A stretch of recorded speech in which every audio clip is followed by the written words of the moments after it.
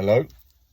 I just remembered that it's June the 15th today. So this is the 10th anniversary of my accident that, from what I can make out, came quite close to killing me.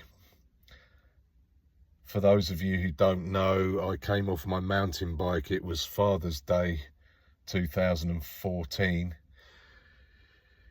And apparently I landed on my head, 6 skull fractures, broken neck, fractured eye socket, and the diagnosis was severe traumatic brain injury.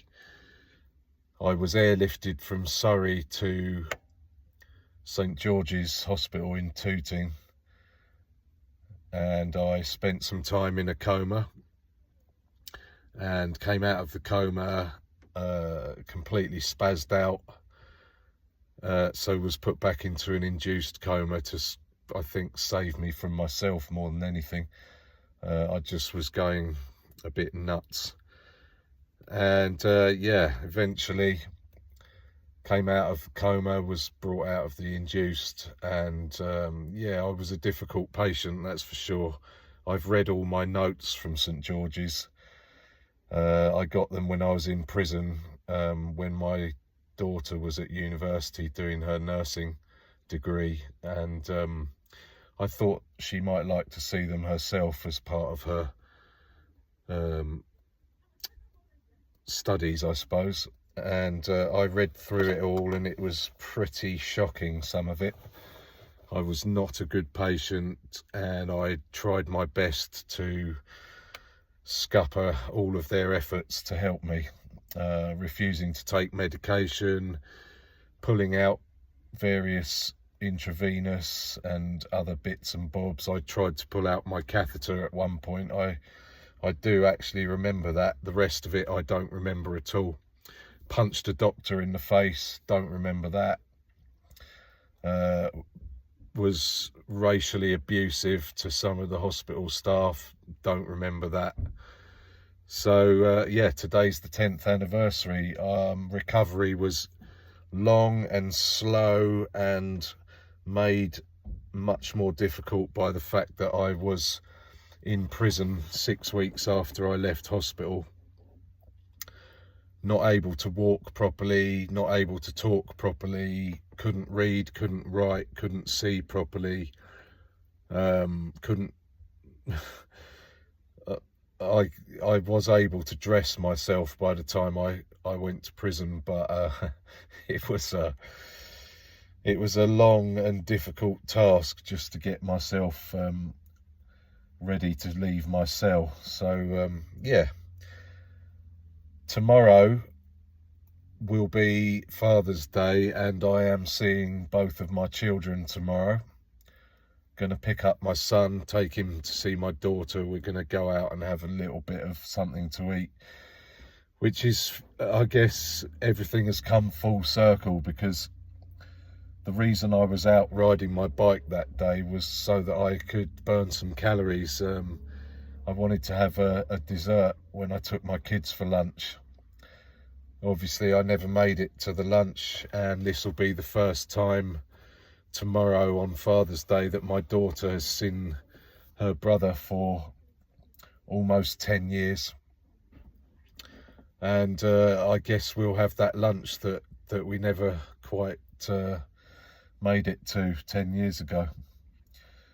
So there you go. That's a moment of reflection for me, I suppose. I can't even begin to list all the madness that's gone on in the last 10 years since the accident. But I would like to thank those people who supported me, helped me through that first little period after leaving hospital. My friend and ex-girlfriend Emma, she was great, and I appreciate that.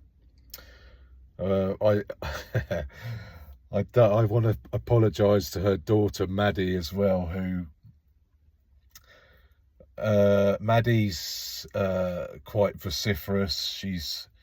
She's quite gregarious, and I remember when I left hospital, I was ultra sensitive to any kind of noise, and it didn't have to be loud. I just couldn't process anything going through my ears, and I had to tell Maddie to shut up a few times. I remember it was on the journey to dropping her and her brother off to school, and she would be in the back of the car singing. I was obviously a passenger. There's no chance I could drive. And yeah, she used to sing quite loudly, and I told her to shut up a few times, so I apologise for that. Having said that, if I heard her singing today, I'd probably tell her to shut up as well, but only in jest.